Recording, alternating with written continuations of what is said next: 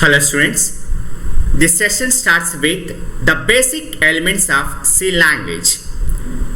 Now the first concept, character set.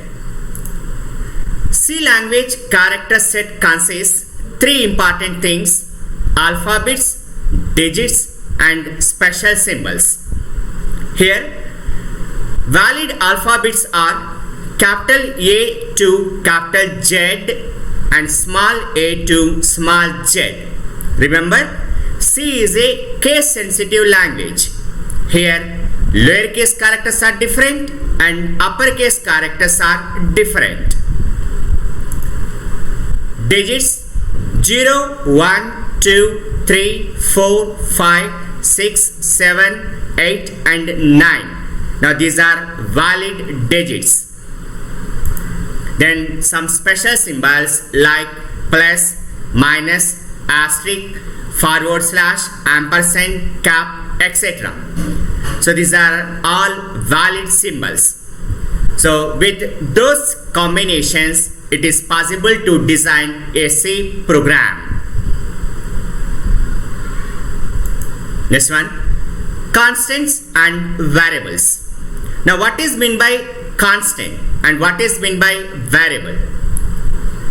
Here a constant is a quantity that does not change during the program execution, whereas variable is a quantity that can change during the program execution. Let us consider this example.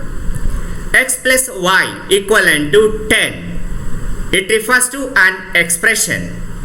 Here 10 is a constant value since it does not change, whereas x and y are variables. Like when we submit x value as 1, now y becomes 9. If x value is 2, y becomes 8. In such a way, x and y values are changed. Hence, x and y are treated as variables. Next one, keywords. This one important concept. In C language, some words are available which are predefined by the system compiler. Such words are called keywords. That means these words are defined internally by the system compiler. Hence, keywords are also known as reserved words, since these words are reserved by the system compiler. Here one key point, all keywords must be in lowercase characters.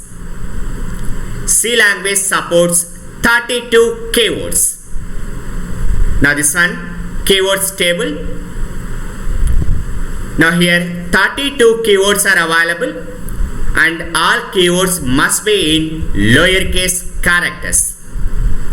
These keywords: char, int, float, double, short, long, signed, unsigned, if, else, switch, case, break, continue, return, while, do, for, near, go to, void, struct, union, default, typedef, auto, const, static, volatile, register and enum. So all these keywords are used for different purposes. Later we discuss these keywords individually.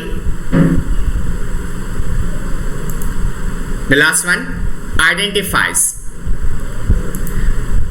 The words which are defined by user are called identifiers. So in addition to keywords, users are defined some words according to their requirements. Those words are known as identifiers. Hence, identifiers are also treated as user defined words. Here, these words are defined for specifying names for variables, constants, array, structure, etc. Now these are examples like sum, x, y, z, etc.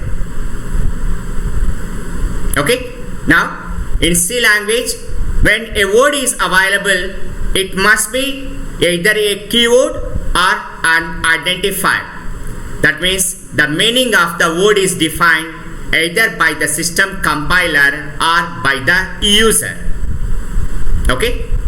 I hope all of you understood this concept. Thank you one and all.